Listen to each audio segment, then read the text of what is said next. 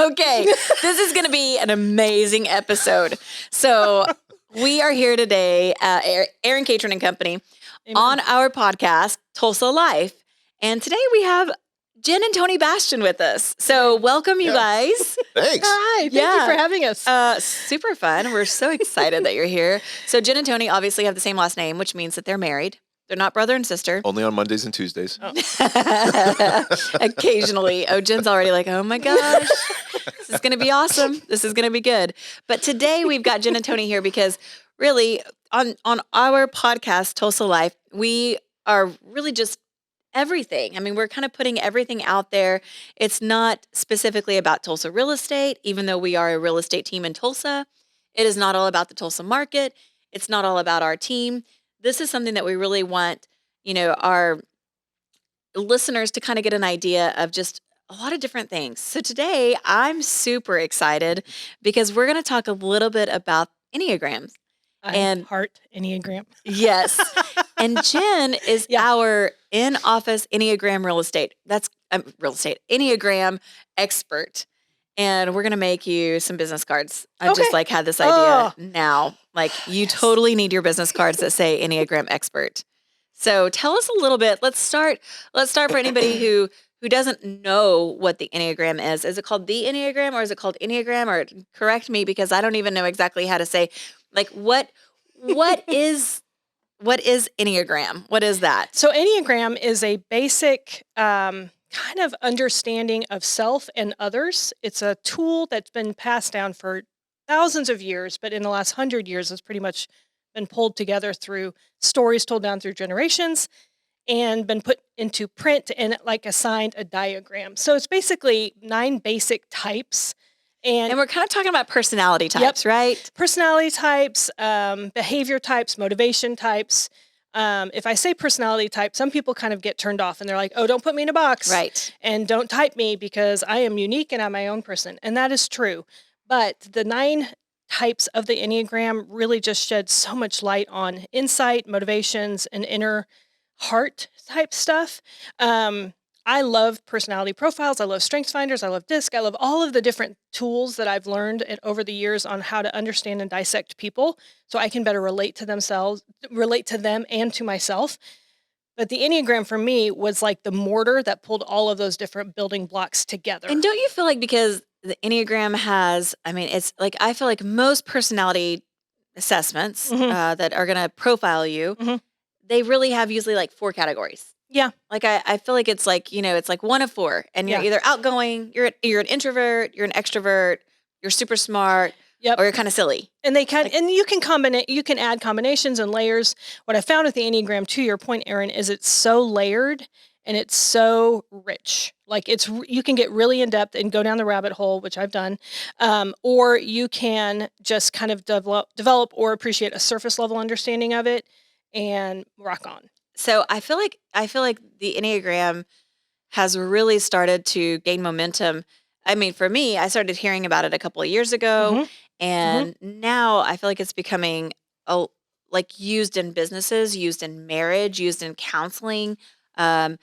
Really is helpful in understanding.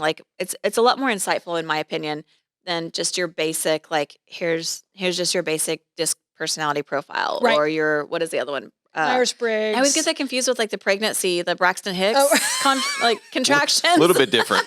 Some people, though, I'm always like, is it Myers-Briggs or Braxton Hicks? I can't remember. Some people respond to it in the same way. That's right. So it's it makes me hurt. I know, right? Oh, can't handle this. Yes, the vernacular, it's becoming more popular. People are getting more accustomed to the language and the lingo. When I first heard about it, probably 4 or 5 years ago, I was just like, what is this language people are talking about? What are you talking about? Enneagram? That diagram looks really weird to me. I want to understand it. So I went to someone who... there's a lot of circles, a lot of arrows. And so I went to someone who I respected and knew a lot about it. And she suggested, one, I can do my own research. The first book that she told me to read was The Sacred Enneagram by Chris Hewerts. And I absolutely agree. That's where you can start. And then there's so much information out there. And we can tag that in the podcast, maybe put resources out there. There's so many. So many. I would caution TikTok's people. my number 1 resource for Enneagram study.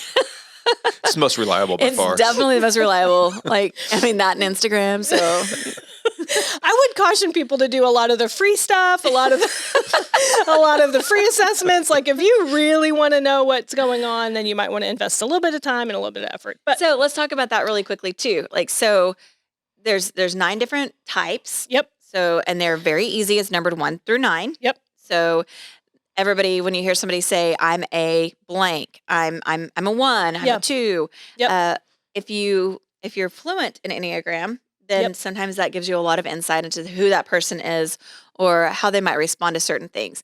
In our business, I feel like it's one of those things that obviously you've taught me this, is that you never want to like peg anybody. You never want to say, oh, that person is definitely a 7 or that person is definitely, a 4. And I think that it's hard not to do that sometimes when you Mhm. meet people and to go, oh my gosh, I feel like this is their Enneagram number just because of the way that they act. I mean, I'm a pretty easy one to peg. So I feel like a lot of times when people say, oh, you've got to be a 7, and it's like, yeah, I'm a 7, and it's not a bad thing. But one of the things in our business that we really wanted to kind of lean into is not just with the Enneagram, but it's used as a helpful tool, but is to understanding who our team is. Yeah. And how do we coach? How do we encourage? Mhm. How do we critique? How do we help them learn? Because I feel like I have learned so much through just knowing who I am Mhm. and being able to get more insight of my personality. And I feel like when I read, things that have to do with my Enneagram number 7, that I just go, wow, like I am like, that's yes. Like I feel it in my core. Like I'm like, that's why when people come to me in this manner, I have a really, really difficult time with Mhm. it. Mhm. And so it's really helped me not just to identify that, but to also help others communicate with me. Yeah. And so I feel like what we're trying to do with our team, and Yep. what you have really spearheaded for us is to really kind of go, let's try to take a deeper dive and knowing who these people are, and then that way we know how to do all these things Yep. that we need to do to communicate with them. So as far as there's tons of assessments out there, you can Yep. do free assessments online. The one that we do is the Enneagram Institute, right? Yes. Okay. So tell us a little bit about the assessment itself. Well, I stumbled into trying to figure out which assessment would be best, and I like the Enneagram Institute assessment. It's a paid That's hard assessment. to say. It is. It's a like a tongue tongue twister. You did great. You do such a great job of encouraging our team to gain self-awareness. To your point about you never want to type somebody for them. There's a lot of layers, and we mentioned that, but there's a lot of self-discovery that happens when you discover your own type, and self-awareness and growing and understanding. People can present themselves and put on masks or mirror behavior in a way depending on their audience.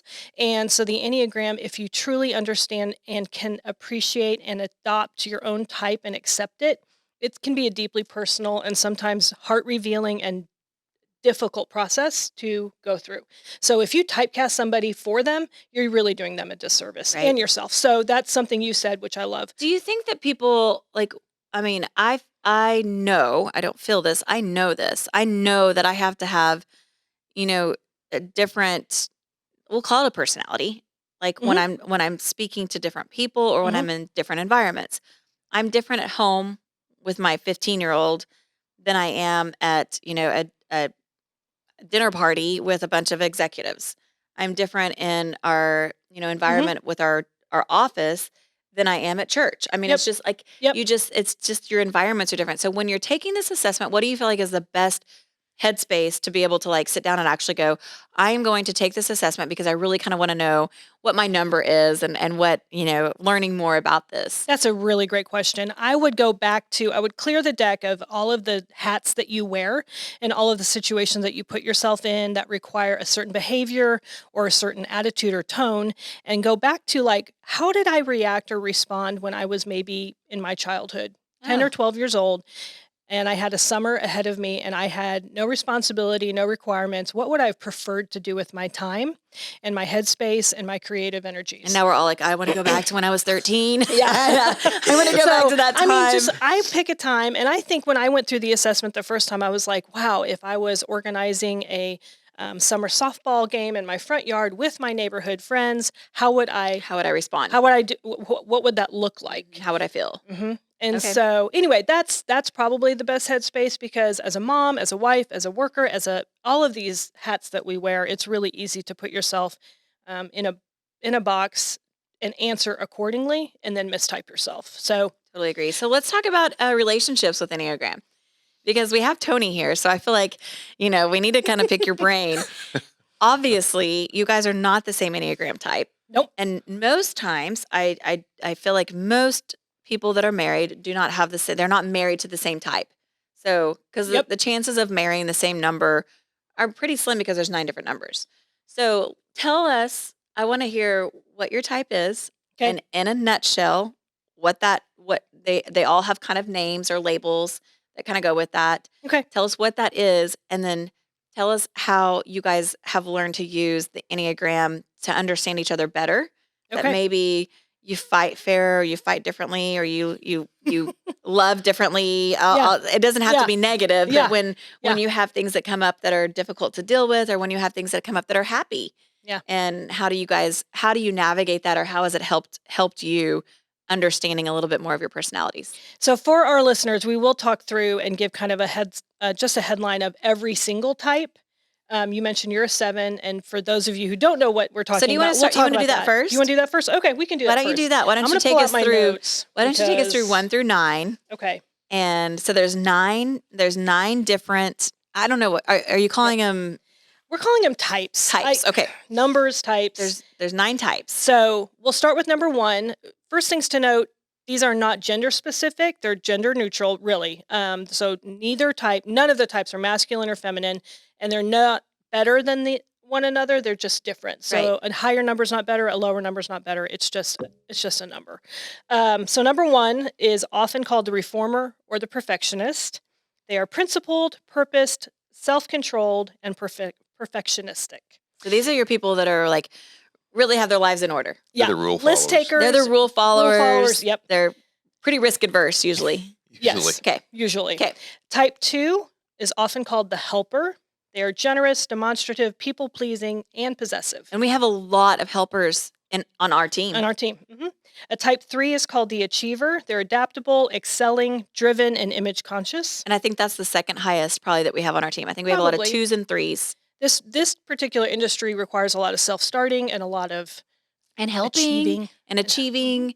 So I think those really pair nicely. Yep. Which Jen is actually a 3. So we'll I get am. into that a little bit more. Yeah. She's actually a 3. So. That was like a spoiler. I know. I'm sorry. I blew the whole thing. It's gone. Gosh, It's well, I already over. said what I Oh. am, so everybody knows. We're just gonna wait for yours now. Don't tell. Type 4 is called the individualist. They're expressive, dramatic, self-absorbed, and temperamental. So we're giving you descriptors that are both positive and negative. So anyway, And that's important to know. You see a lot of creatives or a lot of type 4s in creative industries, whether it be marketing or even musicians, that artists. type of thing. Like I feel like Exactly. that's a lot of like people that are very creative. Yep. Like those are the 4s. Type 5 is the investigator. They're perceptive, innovative, secretive, and isolated. So they are the ones Home that inspectors. research. Yeah, they're the one that research. I am so blessed in my life to have at least one dominant type person that I interact with on a very regular basis, which I think is really cool. Mhm. But I have several type 5s, and if I'm ever researching something that I know they've already bought, I just them. ask them. I don't even need to do anything else. That's amazing. Or So- going on a trip. Yeah. Like I love it. Like if you know a 5 and they've already gone to like London, Yes. like you just be like, hey, give me your list. Yeah. Like, Or what did Where you do I go? Did you What do I like need to it? do? Yeah. Like, I mean, I know you've already got it all written I'm down totally and figured fine out. with Yeah. piggyback Mhm. off of theirs. And Me they would too. never, ever think to do that in reverse. Oh no, Oh, because no. they would not trust it. Yep. And if I told them my advice, they would pick out all the ways that I was wrong. And at that point, I wouldn't care because I have moved on. Yes, right. But it would bother them. You've already been to London. You've already come back. And they're still talking about where you should or Still shouldn't go. researching it. That's right. So yeah, type 6 is the loyalist. They are engaging, responsible, anxious, and suspicious. Type 7, our lovely Erin Catron, often That's called me. the enthusiast. They are spontaneous, versatile. There's a lot of jazz hands involved with sevens. They are acquisitive and scattered. Yes, all of those. All of those are yes. Type 8 is often called the challenger. They're self-confident, decisive, willful, and confrontational. And these are usually they are a lot like achievers in the sense that they are very, very driven, and they're going to, whatever that end result is, that's their motivation. Yep. I had a very short conversation with an 8 a couple of years ago that That's usually how their conversations helped, are. That's true. A little direct. Really helped very me direct. understand like what makes them tick. We were talking about what we do to like inspire energy. And for me, I love to travel. I love to accomplish things. That's an achiever talking and all of that. And she goes, "Oh my gosh, I love to debate." I was like, "Debate?" She's like, "Yes, if I can just have AKA someone argue. engage me and debate with me, it gets me so fired up." And I was like, wow, that just unlocked a really important piece of our relationship because all I've been trying to do for the last 2 years is win over your friendship. And if I had just stood up for myself or maybe debated with you. So we run into clients sometimes that they behave or kind of come across as an 8. I don't want to type them for them, but sometimes all they want is a debate. And so if you're always agreeing with them or if you're always like just and sometimes it doesn't even have to be a debate, it's strength. Yeah. Like you have to show strength. You have to show confidence. You have to push back a little bit. Yeah, give push them back a little bit or just be like, I'm confident in my opinion. I'm not telling you you're wrong. That's right. But let me explain to you why I'm coming from this perspective. And they will be like, huh, okay. So good. Anyway. So last but not least is the 9. This is the 9, often called the peacemaker, the receptive, reassuring, complacent, and resigned. So those are just a quick overview of the top 9s. There's triads in there. There's a whole lot of layers like we talked about. I mean, there's podcasts just on just on each piece that we're going into today. So we're giving a really broad overview. Yep. But I think it's a really cool overview to kind of know. So let's kind of go back. So we know you're a 3. I'm a 3, which is an achiever. And I think like I knew that when I took the assessment. So it confirmed it for me because I'd already started reading a couple of books. And when I took it, I truly went back to my childhood and was like, I always wanted to be in charge. I always wanted to be like the captain of the winning team, not just a team. Oh, that's participation trophies to me were like, I mean, those got thrown in the trash. I didn't keep them. But that's so good. That's so insightful because, like, I just want to be on the team. Yeah. Like, you're like, I don't care what we're doing. I just want to make sure. And the main thing for me is that they're having fun. Right. Like, I don't care if we win. Different position every time because you want some adventure. Right. And So you need to be on the winning team. I need to be captaining the winning team. You need to be in charge of the winning team. Okay. I know. Good to know. I have a lot of work to do. Just finding the right team, it sounds like. That's true. So like if I was invited to be an all-star team, sign me up. Like I'll put in the hours. I'll do a lot of extra work on my. And that's how you do in your, even in work. We did our inaugural, I can't say first annual because I found out that's not a thing. It's inaugural. It's not first annual. So when we did our inaugural summit for Aaron Catron and Company last year, April, you were in charge of the biggest session that we had, which was the Enneagram session. And we did a deeper dive into each of those Enneagrams for our team.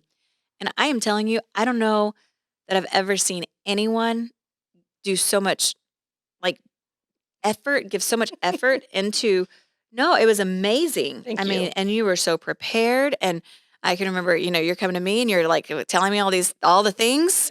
And I'm like, great. But awesome. will it be fun? How much is it going to cost? I know, that's true. And will it be fun? So, but it was, but it's so true because that is, when you think about it, like that's just who you are. You're going to put everything you've got into it. I set very high standards. We were joking before the podcast started and we were kind of talking about like, okay, what are we talking about? I'm like, I don't know. We're just going to talk. Like, it's just going to be talking. And you're like, I've got 18 pages of notes and I've got to make sure that I know what I'm talking about. And it needs to be great. Yeah. And it has to be amazing.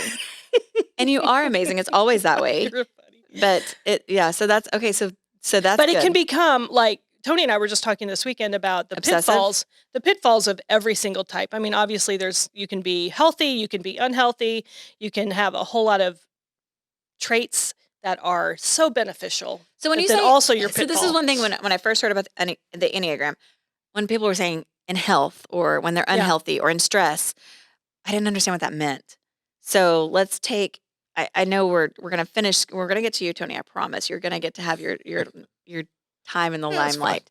But as a 3, let's just talk about that really quickly. So give us an example when we say in health. So in health as a 3.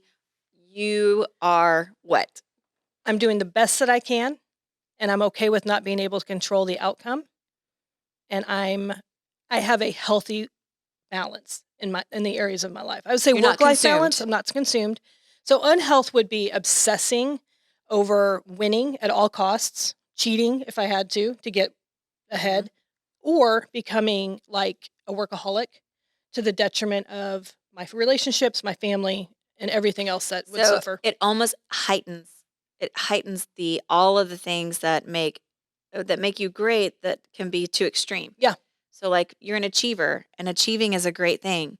But if everything else comes at a cost Yep. to achieving that, that's not healthy. Yep. And it's stress. Yep. So when we're saying in stress or in health, those are the things that you go, this is when I'm the best me. This is when, and I think everybody can kind of relate to that. I mean, I think we all have those moments where we feel like I'm going out of my mind. I'm so stressed out. I'm tired. I think there's some people like if they're stressed, it is you almost go into a hyper mode Mhm. where when I'm stressed, I slow down. And so I know that like people will be like, "Are you okay? Like what's wrong with you? Like you're not just like shouting all the time Yeah. and your jazz hands are not nearly as jazzy." And so it's for me, I go down in energy and you might go high energy, but only in this one certain area. And then everything else Yep. gets neglected. Yep. So it's really It interesting. manifests itself in a lot of different ways. And there's so many other layers to who I am. I'm an extrovert. I am, all of these other things. But yeah, and we're generalizing in a big way, Yes. of course. So I want to talk a little bit about Tony, I do too. Let's talk about you, Tony. my partner in life. Well, because I'm a 9, it's okay if we don't talk about me. That's, Right. that's Isn't kind of that a thing for interesting? 9s. Yeah. Okay, But- so 9, give us a little quick. I know we went through them really fast, so tell us Yeah. again what's a 9? So 9s are kind of termed the peacemakers. Just it's more of a I guess the best way to describe it is we can kind of see every different viewpoint, so we can relate to every single Enneagram type in a different way. We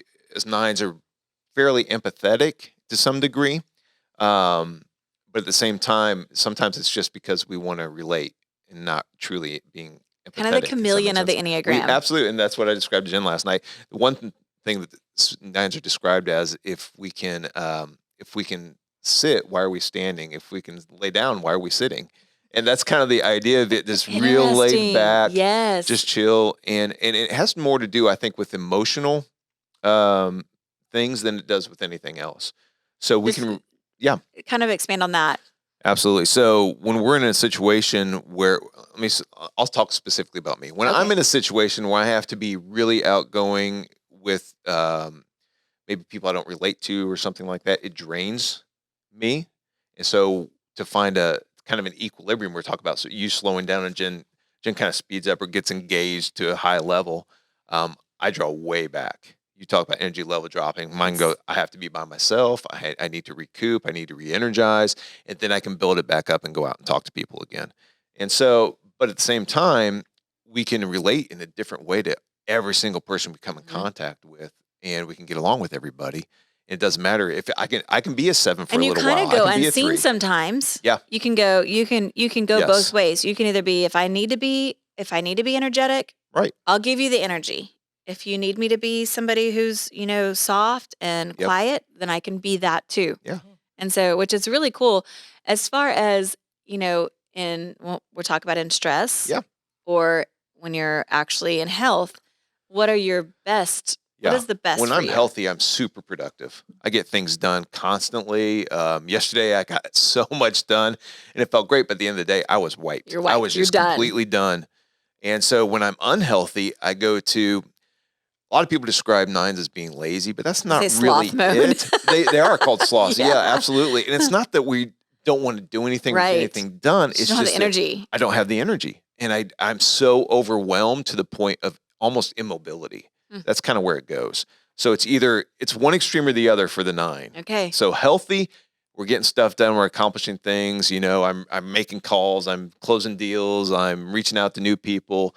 And when I'm Renovating not, homes, I'm not talking to anybody. You don't hear a text, an email, a phone You call. won't even know I'm alive. That's exactly right. You better call and check. 'Cause Yeah, you better make sure nobody I'm knows. okay. For sure. So yeah. Yeah. Ever since I've known you, people who know you closely have always told me Tony's like a duck on water. He just looks smooth on top, but his feet are paddling furiously underneath. And I think that's true for nines. You're thinking, you're constantly figuring out like, Yeah. what are all of the emotions at play here in this room? Who's in this room? What situation am I walking into? What are they thinking? How can I accommodate that thought process while maintaining truth to myself? And you carry some of that burden and some of that load, and it is exhausting. Whereas Yeah. like a seven's like, if we're not here to have fun, then I'm just going to go find someone who I'll wants go to. somewhere else. And a three, I'm like, how can we win through this? And if you're not on the team to win, then you can sit on the bench and I'm no longer going to worry about your productivity, your activity, You're or out of the anything. game. Yeah. And if you have Yep. a bad attitude, I'm just absolutely going to compartmentalize you out of my life. Yep. So for a nine, though, they don't discard those people. They don't discard We all of that. internalize all that. You do. You internalize it and you somehow, Like you said, and you're when it gets, empaths. You're more like you're so empathetic. You almost feel it. I do feel, yeah, especially in negative situations. I really feel that, and so you just internalize it. You kind of swallow it, and you just kind of deal with it until a point where it builds up too much, and then it just all comes out at one time. So basically, you guys are almost opposites. We yes. Like, And which is interesting because within the Enneagram, there are certain behaviors and arrows. You talked about that. There's ways where you interact with other types, and you have disintegration and integration and health and stress and all of these things, which we can't get into, but I really would love to. Nerd maybe out on this for a minute. different episode. Yeah. I mean, in health, he actually acts a little bit more like a three, where he's productive. So is that good for you? It can be. Now, for a lot of our marriage, and I'm just going to get personal here, I was so much of a three, I got in our way. And he didn't feel And like I he was had so to much achieve. of a unhealthy nine that I just stepped completely out. You just like, we're like, you take it. And Like, it- if and it you want to wasn't- be in yeah, charge, I will let exactly you be right. in charge because you're showing me you want to be in charge. And I really didn't want to be in charge. I was like, you're the head of the Ah. family. I want you to step into this. Interesting. And so we've learned a lot about each other and ourselves. And it's been very humbling, but also super, super helpful. And as a parent, a co-parent of 4 kids, he's really, really good at breaking down what's happening with our kids and what he thinks they're going through. Because what I hear, I filter it through a completely different lens. Yeah. So anyway, so that's been super helpful. And then we talk a lot, obviously, about business. I introduce him to most of my clients just because I think he's such a great resource for them. Yes. And so we talk a lot about all the different deals we have going on, all the different people we meet, whether it's relationships with different contractors that we have or anything. And he's able to just give me such great insight. It's so helpful. That's awesome. So even though, Paula Abdul would say opposites attract. Right. So you guys have learned, because a lot of times opposites can not attract. And so you've learned that is super important to look at the great things that you can contribute. Each of you have your own special things, and neither is better than the other. Right. They're just different. So I think we didn't even really talk about, and we'll wrap this up and kind of come back to how you're using it in business, but even more before that, or more importantly, I don't know if it's more important, but you guys are both in this business. Yeah. You're in the same business. So you are both in real estate. You both, buy investment properties, you sell and buy, you help people buy and sell. And how much does this impact or help or influence the people that you meet, the way that you guys work together? Like, have you seen this like really come to life even more, the Enneagram, as far as like you said, you take him to meet your clients because you know that the qualities that he has will be so helpful in so many different types of situations. Yes, absolutely. I use the Enneagram in nearly every conversation I have with people. And I don't, they don't even know it. I don't Yeah. even know it Yeah. sometimes. Like, it's so natural to me. So if I encounter what I think might be 7 type behavior, I just want to make sure, like, okay, guys, this next house we're going to see, it's going to be so much fun. Let's go explore together. So I think that's interesting. And you don't always mirror people. You find out what they need. And so Yes. I think we used to be taught all the time, like, you mirror that person. Like, okay, if you're going to be laid back, then I'm going to be laid back. But it's not always what you need. You need, as a 9, you need to know that somebody else is, kind of not in control, but somebody knows what's going on. Right. And you're okay with being like, okay, I'm going to take it in and I'm going to digest all of this and then I can make a decision, because a 9 can make a decision. Oh yeah. And they don't have absolutely. problems with that, but they That's don't so need good. somebody. Yep. They don't need somebody to sit here and, be either all up in their face or laid back, either one. So you don't have to mirror that person. You just need to know this is what you need. Yep. This is what you work well with. This is what you deal with. And then as a 3, it's really important, I think, to have confidence. And if you're working with a 3, you need to know that sometimes it does need to be something like, hey, this is a great home, but there's a lot of other people looking at this home. Mhm. And so I need to make sure that I'm equipping you with the best information Yep. so that you can make a great decision. Yep. But knowing that if you're going to win this and this is what you want, then here's the roadmap of how to get there. Absolutely. So I think it's And when you're really dealing cool. with like a type 4 or what you think is a type 4, an individualist, they want to get creative all over the place with their offers, and they can't nail down where in town they want to live because every option has its benefits and cons. Right. And it's just like, okay, then you give them what they need. You help them dial in and identify that with an investigator. They research to the they nth need degree. data. They need a lot data. of data. And so you just help them understand what's the most important thing to you when you're making a decision. Okay, let's address that. And then when are you ready to make an offer?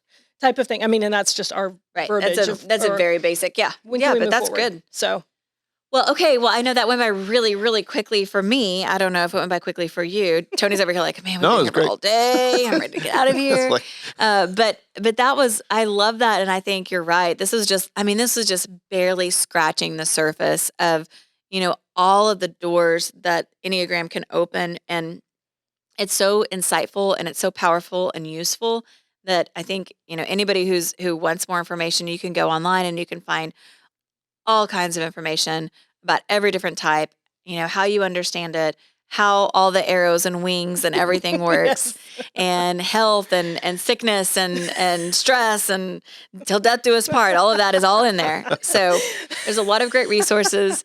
But I think it's really cool. And I love the perspective that you guys both have. And Jen, I love the passion that you have for Enneagram, because I just think for our team, it's made a big difference of understanding and being able to encourage and speak to everybody on our team, and knowing who they are and how they respond and react to different things has really been helpful and insightful for me. So I appreciate you and all that you've put into that. And I love that you've embraced it. Like, it just shows like maturity of self to be able to say, this is who I am, and I'm not going to apologize So for it, and true. I'm not going to change. Like, this is who I am at my core. I But also I think can. it's also understanding who you are, and then also understanding that not everybody Yeah. is like that, Yeah, and that's not right. everybody. I know for a 7, I cannot or could not understand why anybody would ever be unhappy. Mhm. Like, for me, that just blows my mind. Yeah. Like, I'm like, I feel like that's a choice. I feel like it's a choice on every single Mhm. moment and every single thing. That's not realistic. Mm-mm. And not everybody has that mentality, and not everybody is, well, most people won't feel that way. And so that is something for me that I've had to understand, that that's not normal for most people. Right. And there was, I'm going back to TikTok the other day, but there was a TikTok that this girl was like, oh, I'm so stressed. I'm so stressed. Wait, I'm a 7. I'm not stressed. And then she starts like breaking into like a song or whatever. And I'm like, but it's so true. It's so like, it's really funny. But then most people, that's not normal. Like, that is Yeah. not a normal thing or reaction. So I think it's been helpful That's to understand so right. yourself, Oh, yeah. And and then, just as much as it is understanding somebody else. It's about And- your motivation and then how you relate to other people. What motivates me internally? What is my core, like Jen was talking about? And then how does that relate, or how do I relate that to other people? Yep. Communicate. So your motivation is winning? Is that kind of your Yeah, core motivation? yeah, Is like and it's- success, winning? and like, it's winning how I define it. It's not necessarily Doesn't like have winning to- a championship of a game where all the rules are clearly defined and the teams are already it might be winning the chosen. day. Yeah. It might be saying, today I'm Yep. going to get my closet cleaned out. And Yep. that might be a win. Yep. Okay, what's your motivation? At the end of the day, my motivation is peace.